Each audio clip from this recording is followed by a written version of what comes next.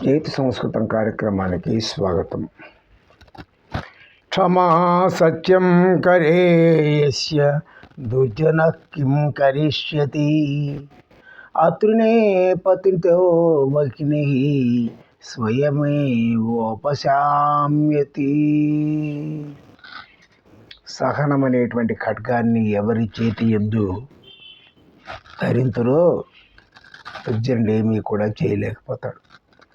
అది ఎట్లంటే గడ్డి కనుక పడిన చోట అగ్ని కనుక దాని అంతరది శమించుచున్నది. గడ్డి లేని చోట పడినటువంటి అగ్ని ఏం చేస్తుంది? ఆరిపోతుంది. గడ్డి ఉంటేనే తగలబడుతుంది. సహనం అనే ఖడ్గం ఉన్నదనుకోండి, వాడు మనతో ఏం గొడవ పెట్టుకోడు. మనం ప్రశాంతంగా ఉంటే వాడు ప్రశాంతంగా వెళ్ళిపోతాడు. ఒకసారి 2 సార్లు గొడవకు ప్రయత్నం చేస్తాడు, కానీ అవకాశం మనం ఇవ్వటం లేదు. వాడు కాస్త మానుకుని వెళ్ళిపోతాడు అని చెబుతూ ఉన్నారు.